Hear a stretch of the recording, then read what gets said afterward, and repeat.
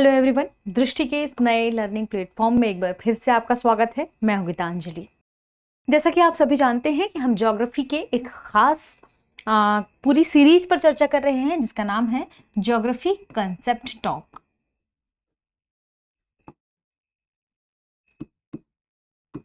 और geography concept talk के अंतर्गत हम हमारी वैकल्पिक विषय भूगोल के, जो कि नेट जेआरएफ के सिलेबस में या पाठ्यक्रम में मौजूद है, तो इसके पूरे पाठ्यक्रम के अंतर्गत वो कौन से टॉपिक हैं जो इंपॉर्टेंट हो सकते हैं हमारी परीक्षा के लिहाज से या करंट अफेयर में काफ़ी चलते रहे हों, जिनसे प्रश्न बनाने की संभावना है एग्जाम में, हम उन टॉपिक्स पर चर्चा करते हैं, उन विषयों को यहाँ समझते हैं, उसके कंसेप्ट को जानने की कोशिश करते हैं। यानी मुख्यतः इस पूरी सीरीज का फोकस है कि आप उस कंसेप्ट को समझें जिस कंसेप्ट की वजह से वह फिनोमिना घटित हो रहा है। यानी वह जो फिनोमिना भूगोल का जुड़ा हुआ है, किस कंसेप्ट से जुड़ा हुआ है, उस कंसेप्ट को समझने की हम यहाँ कोशिश करते हैं। ठीक है, तो आज हम जिस मुद्दे पर चर्चा करने वाले हैं, ध्यान रखिएगा, किसी खास यूनिट से उसे जोड़कर मत देखिए, क्योंकि वह करंट अफेयर में लगातार 2-3 वर्षों में चर्चा में बना ही रहता है। ये एक ऐसा फिनोमिना है, यानी लगातार 2-3 वर्षों में उसमें बदलाव होते रहते हैं। ठीक है, तो आज हम भूगोल के एक खास फिनोमिना पर चर्चा करेंगे जिसका नाम है एल नीनो ला नीना। ध्यान रखिए, एल नीनो और ला नीना चूंकि लगातार हर 2 या 3 वर्षों में चर्चा में बना रहता है। क्यों? क्योंकि हम सभी जानते हैं कि ENSO, अब यह क्या है? ENSO यानी एल नीनो, और यह क्या है? Southern oscillation.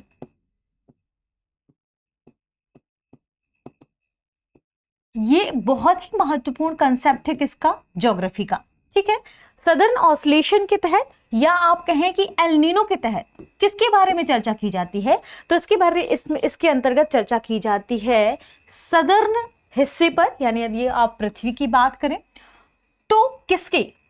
प्रशांत महासागर। क्योंकि हम सभी जानते हैं कि प्रशांत महासागर सबसे बड़े महासागर में से एक है, और प्रशांत महासागर के एक खास हिस्से कहां पर? सदर्न में एक फिनोमिना घटित होता है, और उसी फिनोमिना के आधार पर इसका नाम क्या रखा गया है? El Nino southern oscillation. ठीक है, ध्यान रखिएगा, इसी सदर्न ऑसिलेशन में जो घटनाएं घटित होती हैं, खासकर कहां पर? यदि हम बात करें तो पैसिफिक ओशन, तो इसी के नाम पर इसे क्या रखा गया है? Southern oscillation. और कहां पर? ध्यान रखिएगा, पैसिफिक ओशन की चर्चा करेंगे हम, और यहां पर जो सबसे महत्वपूर्ण टर्म होगा वह होगा एल नीनो, क्योंकि हमें किसके बारे में पढ़ना है आज? एल नीनो के बारे में ही चर्चा करनी होगी, एल नीनो के बारे में ही पढ़ना है।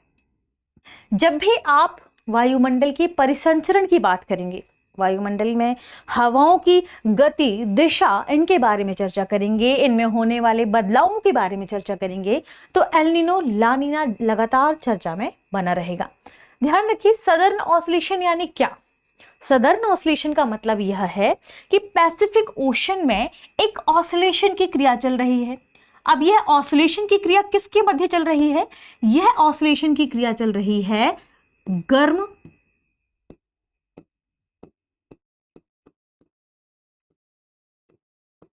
जल के बीच और ठंडे जल के बीच। और कहां पर? ध्यान रखें, महासागर में। यानी जो पैसिफिक ओशन है, पैसिफिक ओशन में गर्म समुद्री जल के बीच और ठंडे समुद्री जल के बीच जो ऑसिलेशन चलता रहता है, यानी कभी गर्म जल इस तरफ मूव करता है तो ठंडा जल इस तरफ जाता है, और कभी ठंडा जल इस तरफ मूव करता है तो गर्म जल इस तरफ की ओर जाता है। ठीक है, तो इसमें जो ऑसिलेशन है, इसी ऑसिलेशन की वजह से इसका नाम रखा गया है क्या? Southern oscillation. घटना कहाँ घटित हो रही है? पैसिफिक ओशन में। मुख्यतः आज हमें इस वीडियो में जो सबसे खास बात समझनी है वह यह है कि सदर्न ऑसिलेशन में एल नीनो की घटना कैसे घटित होती है, और एल नीनो के साथ साथ ला नीना की घटना कैसे घटित होती है। लेकिन एल नीनो और ला नीना को समझने से पहले आपको यह जानना होगा कि नॉर्मल कंडीशन क्या है वहां पर। यानी यदि हम सामान्य स्थिति या सामान्य अवस्था की बात करें तो सामान्य अवस्था में पैसिफिक ओशन में कैसी कंडीशन बनती है या क्या कंडीशन पाई जाती है। तो जब हम सामान्य अवस्था की बात करते हैं तो ध्यान रखिएगा हम ये सदर्न ऑस्ट्रेलिया की बात कर रहे हैं, मुख्यतः ध्यान रखिएगा हम सदर्न पैसिफिक ओशन की बात कर रहे हैं। ठीक है, तो यह है ऑस्ट्रेलिया वाला हिस्सा और एशिया का आप कह सकते हैं पूर्वी हिस्सा। ठीक, और यहां पर आपने देखा यह है साउथ अमेरिका, साउथ अमेरिका का आप कह सकते हैं पश्चिमी तट या पश्चिमी हिस्सा। यहां पर है इक्वाडोर और यहां पर है पेरू। ठीक, और यहां से जो ठंडी जलधारा ऐसे प्रवाहित होती है ये इसे हम पेरुअन जलधारा के नाम से जानते हैं और जो इस तरीके से प्रवाहित होती है। यह जो ठंडी जलधारा है जो महासागर के भीतर से ऊपर की ओर उठती है, जो किस वजह से उठती है, अपवेलिंग की वजह से। ध्यान रखिएगा अपवेलिंग की वजह से, या आप उसे लिख सकते हैं उद्वेलन, हिंदी में उसे हम क्या कहते हैं, उद्वेलन। तो यहाँ पर जो गहरी महासागरीय धारा ऊपर की ओर उठती है वह अपने साथ प्लवक, आपने प्लैंकटन तो सुना होगा, इन्हें ऊपर लेकर आती है, जिसकी वजह से यहाँ पर एक अच्छा क्षेत्र माना जाता है किसके लिए, मछलियों के लिहाज से, क्योंकि इन्हें यहाँ भोजन प्राप्त हो जाता है। तो मछली का जो प्रोडक्शन है या उत्पादन है वह इस क्षेत्र में अधिक पाया जाता है, क्योंकि यहाँ से पोषक तत्वों को लेकर जल ऊपर की ओर उठता है और इस पोषक तत्वों का जो सेवन है वह कौन करती है, यहाँ की तटीय मछलियाँ। ठीक है, तो इस वजह से मछलियों के प्रोडक्शन के लिहाज से यह क्षेत्र महत्वपूर्ण माना जाता है। हम बात करें सामान्य अवस्था या सामान्य दशा के बारे में।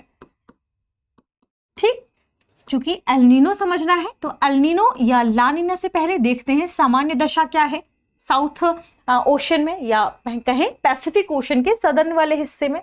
तो ध्यान रखें इसके सदर्न हिस्से में मान लीजिए यहां से इक्वेटर जा रही है। ठीक, यानी 0 डिग्री अक्षांश की हम बात कर रहे हैं। यहां पर क्या घटना घटित होती है, सामान्य स्थिति में यहां पर लो प्रेशर क्रिएट हो जाता है। लो प्रेशर यानी समुद्र के ऊपरी सतह का जो टेम्परेचर है वह हाई होता है, इस वजह से गर्म हवाएं ऊपर की ओर उठती हैं। ठीक, और जब गर्म हवाएं ऊपर की ओर उठती हैं तो हम सभी जानते हैं कि इसके ठीक विपरीत दूसरी ओर क्या होता है, हाई प्रेशर क्रिएट हो जाता है। ठीक, हाई प्रेशर क्रिएट होने की वजह से ध्यान रखें यहां से अपवेलिंग होती है किसकी, जल की, पानी की, उद्वेलन होता है। ठीक, इसके अलावा यहां पर चूंकि लो प्रेशर क्रिएट रहता है, हमने सामान्य अवस्था की बात की तो यहां पर लो प्रेशर है यानी टेम्परेचर अधिक है, यहां पर टेम्परेचर कम है। ठीक, अब यहां से जो हवा ऊपर की ओर उठती है वह इस तरीके से किस दिशा की ओर चलती है, ध्यान रखिएगा चूंकि यह ठीक इसके ऊपर घटना घटित हो रही है यानी इस तरफ। ठीक है, लेकिन इमेज में हम आपको ऐसे करके दिखा रहे हैं तो आप इमेज में ध्यान रखें ये ठीक हम पृथ्वी के ऊपर की बात कर रहे हैं। यहां से गर्म हवा या कहें कि महासागर की ऊपर की जो सतह गर्म हो गई तो अब यह हवा या वायु ऊपर की ओर उठी और यह ध्यान रखिए यदि हम पैसिफिक ओशन की बात कर रहे हैं तो यह इसका पूर्वी हिस्सा है और यह पश्चिमी हिस्सा है। ठीक है, तो पैसिफिक ओशन की यदि हम बात करें तो यह हवा किस दिशा से किस दिशा की ओर जा रही है, पश्चिमी प्रशांत क्षेत्र की से पूर्वी प्रशांत क्षेत्र की ओर जा रही है। या आप कह सकते हैं कि एशिया के या ऑस्ट्रेलिया के पूर्वी हिस्से से यह हम कहें कि अमेरिका के या साउथ अमेरिका के पश्चिमी तट की ओर प्रवाहित हो रही है। तो देखिए यह इस तरीके से प्रवाहित होगी। अब यहाँ पर क्या होता है, ध्यान रखिएगा यह इस वाले क्षेत्र से, चूंकि यहाँ का जो वातावरण वह तो ठंडा है, तो वातावरण यहाँ पर ठंडा है इस वजह से यह हवा भी ठंडी हो जाती है और फिर यह नीचे की ओर आती है। यानी अब इसे हम क्या कहेंगे, अवरोही।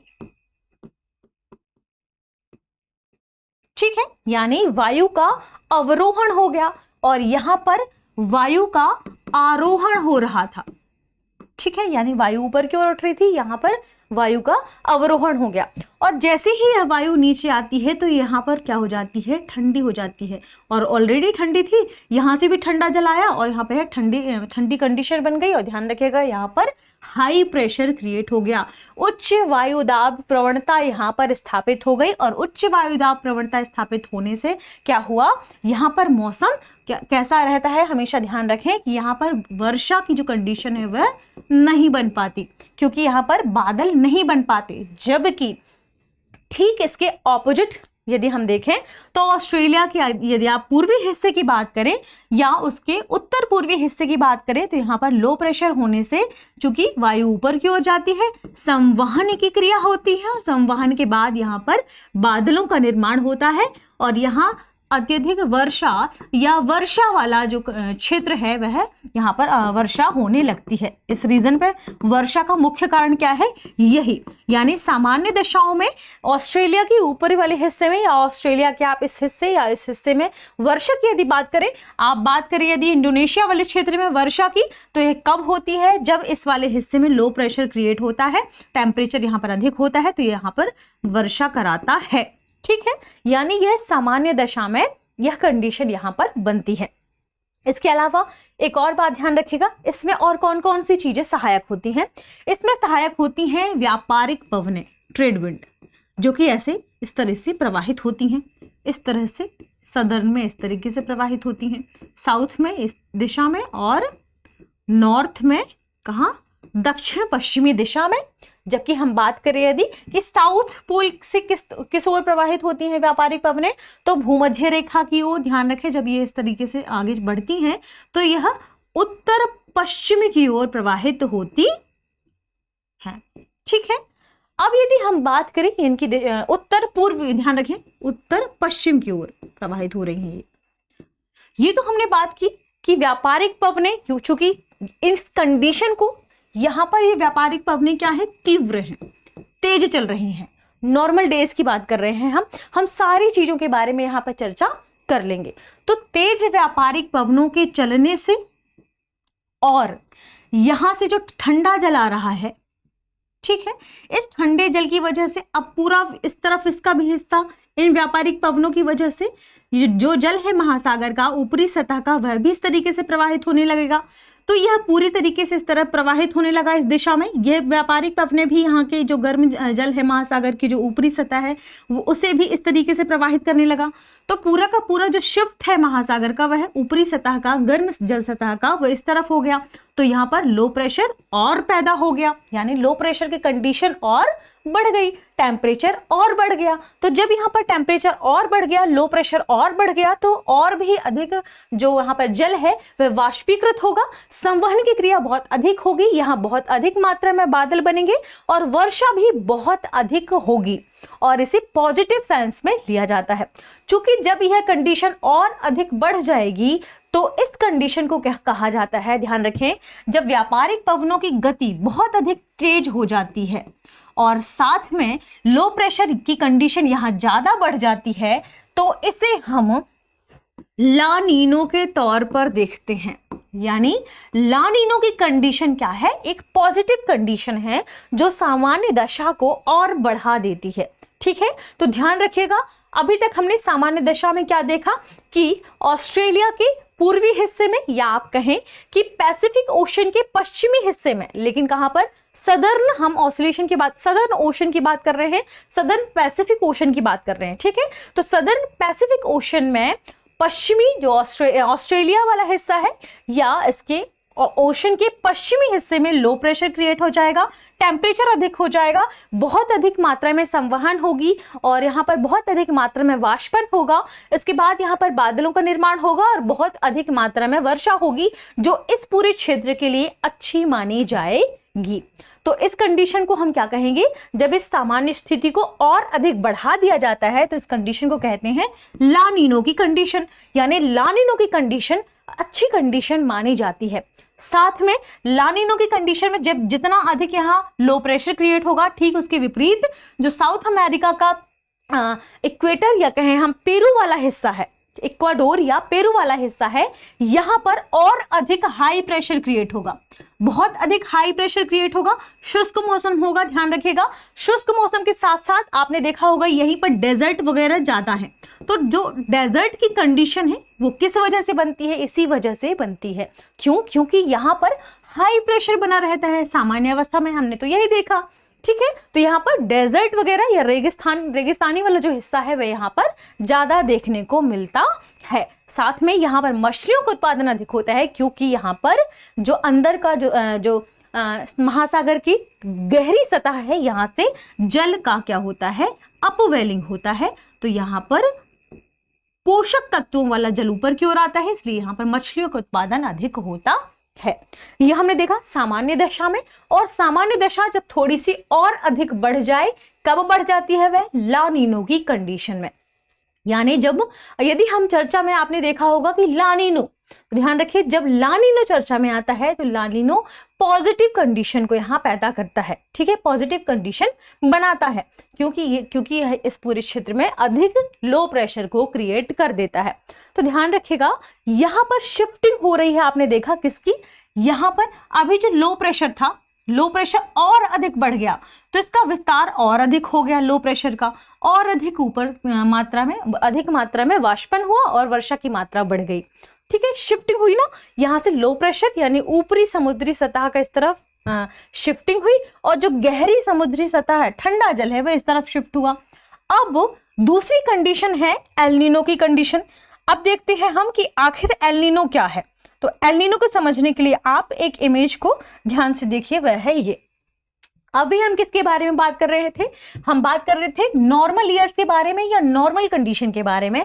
जब हमने क्या चर्चा की कि इस तरह जो साउथ पैसिफिक करंट है, या जो इसे हम पेरू वाले क्षेत्र पर पेरुविन करंट के नाम से जानते हैं, जो कि कोल्ड वाटर से निर्मित है या ठंडे जल से निर्मित है, इसका इस तरफ से शिफ्टिंग होता है व्यापारिक पवनों की वजह से, या आप कहें कि हमने चर्चा की कि व्यापारिक पवनें इस प्रवाह को और अधिक बढ़ा देती हैं। तो हम यहाँ पर देखते हैं लो प्रेशर क्रिएट होता है, टेम्परेचर अधिक होता है, और यहाँ पर वर्षा की कंडीशन पैदा होती है, और यहाँ वर्षा होती है ना। और यहाँ पर हाई प्रेशर क्रिएट रहता है, यानी यहाँ पर शुष्क मौसम बना रहता है। कहाँ पर? हमने चर्चा की पेरू वाले क्षेत्र में। लेकिन जब एल नीनो की कंडीशन होती है तो एल नीनो की कंडीशन में यह लो प्रेशर इस तरफ शिफ्ट कर जाता है, ठीक। तो ध्यान रखिए, जब यह लो प्रेशर इस तरफ शिफ्ट हो गया, यानी यहाँ पर लो प्रेशर हो गया, अब जो करंट है वह इस तरीके से प्रवाहित होने लगा। जो पूरा गर्म जल था वह गर्म जल यहां पर आ गया, इक्वेडोर के पास और पेरू के आसपास, ठीक। तो यहां पर अब चूंकि क्या हो गया, एल नीनो की कंडीशन में यहां पर बन गया लो प्रेशर। लो प्रेशर जैसे ही बना, टेम्परेचर यहाँ राइज हो गया, बढ़ गया टेम्परेचर के बढ़ने से अब यहाँ पर अधिक मात्रा में संवहन होने लगा, और यहाँ पर अधिक संवहन होने लगा तो पूरा ये क्षेत्र क्या हो गया? गर्म हो गया। और इस पूरे क्षेत्र के गर्म होने से ऊपर संवहन की मात्रा बढ़ गई, संवहन के बढ़ने से यहाँ पर वर्षा होने लगी। लेकिन इसकी वजह से यहाँ पर हाई प्रेशर क्रिएट हो गया। अब हम चर्चा करेंगे कि लो प्रेशर और इसके ठीक ऑपोजिट में हाई प्रेशर क्यों क्रिएट होता है। इसके लिए आप इसे ऐसे समझिए, जैसे हमने अभी चर्चा की, एक महासागर की यह सतह है, या आप नॉर्मल ही इसे समझें। कैसे? मान लीजिए सागर की सतह है, महासागर की सतह है, तो यहां पर जब टेम्परेचर राइज होगा, टेम्परेचर अधिक होगा, तो टेम्परेचर के अधिक होने से गर्म जल या गर्म वायु, ध्यान रखें गर्म वायु ऊपर की ओर उठती है। क्यों? क्योंकि टेम्परेचर क्या हो गया? बढ़ गया। और टेम्परेचर जैसे ही बढ़ा तो यहां पर लो प्रेशर क्रिएट हो गया। क्यों? क्योंकि प्रेशर और टेम्परेचर के बीच में व्युत्क्रमानुपातिक संबंध होता है। जैसे ही आप प्रेशर बढ़ाएंगे ध्यान रखिए टेम्परेचर का क्या होगा? उस पूरे हिस्से का कम होने लगेगा। तो लो प्रेशर कब होगा? लो प्रेशर तब होगा जब टेम्परेचर बढ़ेगा, ठीक। तो यहां पर जैसे ही टेम्परेचर बढ़ा, लो प्रेशर की कंडीशन पैदा हो गई, ऊपर की ओर वायु उठी, क्योंकि महासागरीय सतह से यदि ऊपर की ओर वायु उठ रही है तो अपने साथ साथ वाष्पन के साथ ऊपर जल भी लेकर जा रही है, नमी लेकर जा रही है, आर्द्रता लेकर जा रही है। ये यहाँ पर जाकर संवहन की क्रिया के बाद क्या हो जाते हैं, बादलों का निर्माण कर देते हैं और इनसे फिर क्या होता है, वर्षा होने लगती है। अब चूंकि वायु भी तो ऊपर गई थी, तो यह वायु कहां, किस दिशा की ओर गई, यह वायु, जो वायु इस तरफ गई, या तो इस तरफ मोल्ड हो जाती है या तो यह इस तरफ मोल्ड हो जाती है। तो ध्यान रखिएगा, ऊपर पहुंचते ही वायु ठंडी हो जाती है, ठीक, और फिर इस दिशा की ओर, नीचे की ओर यह वापस अवरोहन की क्रिया की वजह से नीचे आने लगती है, जिसे अवरोही वायु के तौर पर जाना जाता है। इस क्रिया को, जिस क्रिया के माध्यम से वायु ऊपर की ओर उठती है, इसे हम आरोहण के नाम से जानते हैं और इसे अवरोहण। अब ध्यान रखिएगा, जहां पर वायु नीचे आ रही है, चूंकि यहां से हमने देखा गर्म वायु ऊपर की ओर उठी, तो यहां पर इस वायु का स्थान भरने के लिए ठंडी वायु बहुत तेजी से आती है। तो यह वायु चूंकि यहां पर आई, यहां पर क्या है, हाई प्रेशर, क्योंकि वायु नीचे की ओर कब आएगी, ध्यान रखिए, वायु नीचे की ओर कब आएगी, जब यहां पर हाई प्रेशर क्रिएट होगा। हाई प्रेशर के क्रिएट होने की वजह से वायु नीचे की ओर आती है। और जैसे इसने देखा यहाँ हाई प्रेशर है, नीचे और आ गई वायु, और हमने देखा पेरू के आसपास ठंडा जल भी आ रहा है, तो ठंडा जल जैसे ही इसके पास आया तो इस वायु को यह और भी ठंडा कर देता है। ठीक, अभी तक उस हिस्से में हमने देखा कि करंट का फ्लो इस तरीके से हो रहा है, यहाँ भी करंट का फ्लो इस तरीके से हो रहा है। किस करंट का, जल धाराओं के बारे में हम चर्चा कर रहे हैं, इनका फ्लो इस तरीके से हो रहा है। तो ये पूरा एक सेल का निर्माण हो जाता है। क्या हो गया, हमने देखा एक पूरे सेल का निर्माण हो गया, क्योंकि यहां से हाई प्रेशर से फिर ठंडी हवाएं इस गर्म हवा वाली जो क्षेत्र है, खाली क्षेत्र है, उसे भरने के लिए आगे बढ़ता है। तो यहाँ भी पूरे एक सेल का निर्माण हो जाता है, एक कोशिका का निर्माण हो जाता है। और ठीक यही प्रक्रिया चलती है महासागर के ऊपर, वायुमंडल में। जब महासागर से गर्म जल ऊपर की ओर उठता है तो फिर वह अपने दोनों ओर, कहां, इस दिशा की ओर, दोनों ओर आगे बढ़ता है। ठीक है, यानी सदर्न ऑस्लेशन का जब भारत पर प्रभाव के बारे में हम चर्चा करते हैं तो बिल्कुल भारत पर भी उसका प्रभाव पड़ता है। यदि हम देखें सामान्य कंडीशन में, देखा लो प्रेशर यहां पर है, यहां पर हाई प्रेशर है, ठीक, तो यह वायु की दिशा इस ओर होगी और एक इस ओर भी होगी। तो यहाँ पर एक हिस्सा है, यहाँ पर हाई प्रेशर क्रिएट होता है, तो ये इस तरफ गिरती है। तो फिर हाई प्रेशर के दूसरी ओर भी तो ऐसी हवा जाती है, कहाँ, भारत के आसपास, जो भारत के मानसून को, ध्यान रखें, भारत के मानसून को प्रभावित करती है। तो जब यह एल नीनो वाली कंडीशन है, ध्यान रखें, एल नीनो, एल नीनो क्या, ऑपोजिट, एल नीनो क्या, ऑपोजिट, यानी यहां पर क्या हो गया, अब हाई प्रेशर, और यहां पर क्या हो गया, लो प्रेशर। तो यह क्या करती है, इस दिशा से, अब चूंकि हाई प्रेशर है तो अब यहां पर वायु इस दिशा की ओर जाने लगी। तो भारत के मानसून को प्रभावित करने वाली ये जो पवनें हैं, ये अब इफेक्टिव नहीं रह गई। क्यों, क्योंकि इन पवनों को जो यहाँ का हाई प्रेशर दे रहा था, इसकी ओर बढ़ने के लिए, क्योंकि भारत के पास, यहाँ पर हम भारत का मैप को बना लेते हैं, यहाँ लो प्रेशर बना हुआ है, तो ये पवनें उतनी इफेक्टिव नहीं रह जाती जब यहाँ पर हाई प्रेशर क्रिएट होता है। लेकिन हमने बात की किसके बारे में, यहाँ पर लानीना के बारे में। लानीना के समय क्या होता है, लानीना के समय यहाँ पर लो प्रेशर होता है, तो भारत के मानसून को प्रभावित करने वाली जो पवनें हैं वह इफेक्टिव हो जाती हैं। तो भारत के मानसून पर भी लानीना का प्रभाव पड़ता है, एल नीनो का प्रभाव पड़ता है। अब ये प्रभाव कैसे पड़ते हैं, इसी से ठीक से समझ लीजिए। हाई प्रेशर में क्या होगा, हाई प्रेशर में चूंकि ये पवनें बहुत तेजी से नहीं बढ़ेंगी आगे, तो यहाँ भारत में वर्षा कम होगी, क्योंकि ये पवनें जब पुश करती हैं तब भारत में क्या होता है, मानसून आता है।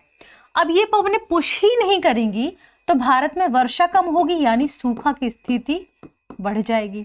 इसलिए जिस वर्ष भारत में वर्षा नहीं होती अच्छी मात्रा में, तो हम कहते हैं कि यहाँ एल नीनो का प्रभाव है। और जब लानीना का प्रभाव होता है तो भारत में पर्याप्त मात्रा में वर्षा होती है। और 2-3 वर्षों में ये जो ऑसिलेशन है वह चेंज होता रहता है। ठीक है, तो हमने चर्चा कर ली किसके बारे में, लानीना के बारे में, एल नीनो के बारे में। इसे आप ठीक से एक बार और इमेज से ऐसे ही समझ सकते हैं।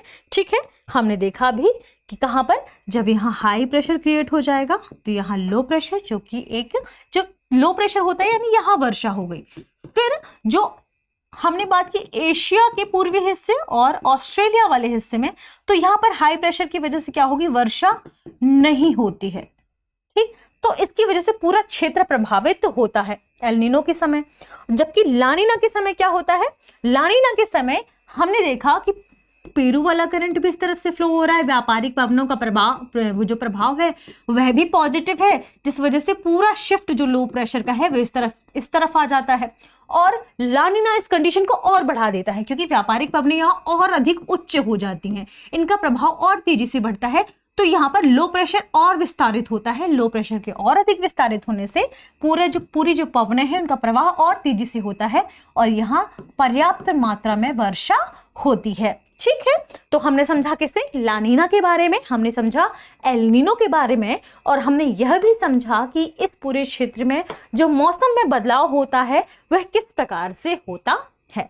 अब उम्मीद की जा रही है कि आपको ये चीजें ठीक से समझ में आ गई होंगी और आपने समझ लिया होगा कि यदि भारत में सूखा की कंडीशन है या भारत में कम वर्षा हो रही है तो उसका कारण क्या है, एल नीनो।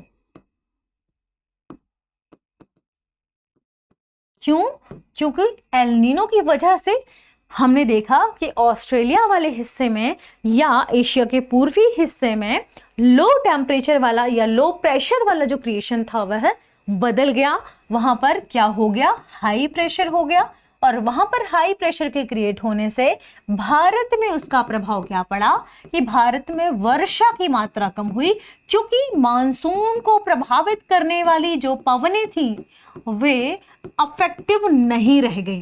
ठीक है, जबकि जब हम एल नीनो की बात करते हैं तो एल नीनो की कंडीशन में क्या होता है, एल नीनो में ऑस्ट्रेलिया के ऊपरी वाले हिस्से में और एशिया के पूर्वी हिस्से में, ऑस्ट्रेलिया के पूर्वी हिस्से में क्या होता है, लो प्रेशर क्रिएट होता है और लो प्रेशर और अधिक मात्रा में क्रिएट होता है। यानी यह कह सकते हैं कि जो व्यापारिक पवनें हैं वे बहुत तेज हो जाती हैं। ठीक है, इक्वेटर या भूमध्य रेखा के पास जो व्यापारिक पवनें चलती हैं वे क्या हो जाती हैं, और अधिक उच्च हो जाती हैं इस पूरे क्षेत्र में। तो व्यापारिक पवनों के अधिक प्रभाव की वजह से, उच्च प्रभाव की वजह से क्या होता है, यहाँ पर लो प्रेशर का बहुत अधिक मात्रा में घेराव बढ़ जाता है। ऊपर वर्षा, ऊपर की ओर क्या होता है, वायु ऊपर की ओर उठती है, यहाँ पर संघनन की क्रिया के बाद बादल बनते हैं और फिर बाद में वर्षा होती है। ठीक है, तो यहाँ पर इसकी वजह से भारत में भी जो मानसून हवाएं हैं या पवनें हैं वह बहुत तीव्र गति से प्रवेश कर जाती हैं, तो भारत में भी वर्षा होती है। ठीक है, तो ये किस वजह से होती है, ध्यान रखिएगा, यह एल नीनो की वजह से होती है। यानी भारत के मानसून को पॉजिटिव प्रभावित करता है क्या, एल नीनो, जबकि भारत के मानसून को नेगेटिव प्रभावित करता है क्या, माफ कीजिएगा, भारत के मानसून को पॉजिटिव प्रभावित करता है क्या, ला नीना, और भारत के मानसून को नेगेटिव प्रभावित करता है क्या, एल नीनो। ठीक है, तो यहां पर ला नीना है, इसे ला नीना समझकर ही पढ़िएगा। ठीक है, तो ये था ला नीना और एल नीनो। मिलते हैं हमारी अगले वीडियो में खास टॉपिक के साथ, तब तक के लिए शुक्रिया।